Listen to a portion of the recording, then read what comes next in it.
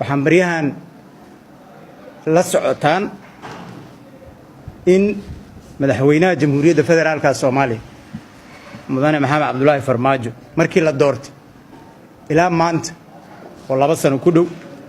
waxa uu ku mashquulsanaay wixii mooshinka ku qoray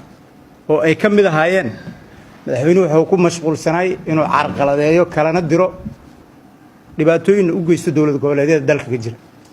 waxa laga bilaabay cali cabdullaahi cusable waxa lagu xijiyay xaaf waxa lagu xijiyay shariif xasan inta dhimanna hadda loo socdaa madaxweynuhu meesha xasilooni siyaasadeed oo ka shaqayn lahaa wuxuu ku mashquulsanaay in nidaamkii federaalka ee dastuurka dalka asagana lagu soo doortay uu ka hortago burburiyana 2 sano la soo dhaafay madaxweynuhu wuxuu ku mashquulsanaay inuu weeraro siyaasiyiin ay ka mid ahaayeen cabdiraxmaan cabdishakuur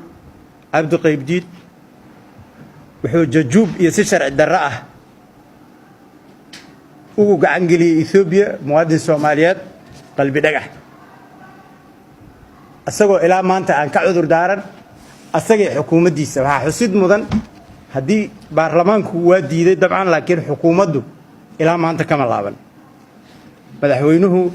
wuxuu daraad soo afduubtay muwaadin Soomaaliyeed asoo ciidamada Ethiopiana kaashanaya Abu Mansuur Robo oo asagu oo baasaboor diblomaasiye iyo baabuur tignika baydhabo ugu diray baabuur bullet proof kadib markii uu ka waayay wixii uu rabana uu ka soo afduubtay waxa xusid mudan in madaxweynaha iyo xukuumadda la shaqeysa ay tahay markii koowaad oo baarlamaanka jamhuuriyadda federaalka Soomaaliya la kala diro guddi baarlamaaniya ilaa 2000 waqtigii carta ee dimuqraadiyadda yarta waddanku ay ka soo hana qaaday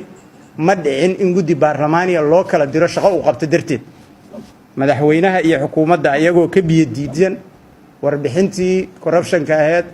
iyo lacagihii maqnaa oo ay jawaabta wasiirka maaliyaddu ka bixi diiday baarlamaanka hortiisa meeshii ay ahayd inay jawaab ka bixiyaan waxay ku dhaqaaqeen inay waraaqado sharci darro ah oo gudoomiyaha dhabarkiisa laga diray ay ku soo direen ay dhaheen guddigii waa kala dirnay waxaad ka warhaysaan madaxweynaha dalka jooga madaxweyne farmaajo iyo xukuumaddiisu waxay soo saareen wax la yiraahdo gar iyo gardarro taasoo aan sharciga waafaqsanayn taasoo ilaalintii madaxweynaha loo doortay dastuurka inuu ilaaliyo aan waafaqsanayn gar iyo gardarradaas waxaa xilka looga qaaday mudane maxamed cismaan jawaari ood ogtihiin ayadoo wax sharciya iyo wax kala dambayna aysan jirin in loo adeegsaday awooddii dowladnimada laga watay ciidankii laga xirtay baarlamaankii xildhibaanadii oo taagtaaganna markii dambe madaxweynuhu uu warqad ka saxiixay habeen madow uu leeyahay xukunka waa inaad ka tagtaan halkaas ayadoo ay marayso madaxweynuhu gudoomiyihii asagu iyo xukuumaddiisa ay u ololanayeen markuu yimidna sidii oo kale ayay isugu dayeen inay u afduubaan baarlamaankii markii gudoomiyihii ka diiday oo uu aqbali diidana waxay isku dayeen inay sii wadaan jajuubkoodii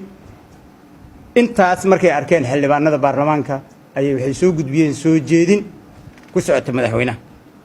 ku socota gudoomiyaha baarlamaanka eedayn ku socota madaxweynaha iyo mooshinkaad maqasheen dad aad u badan loo sheegaa oo la yiraahdaa mooshinka dana gaar ah laga lahay laakiin mooshinka waxa lagu toosinayay xukuumadda iyo madaxweynaha mudane madaxweyne macnaheedu ma ahan maanta in mooshinkii dadkii keenay ay la laabteen inaad saxantahay macnaheedu waxay tahay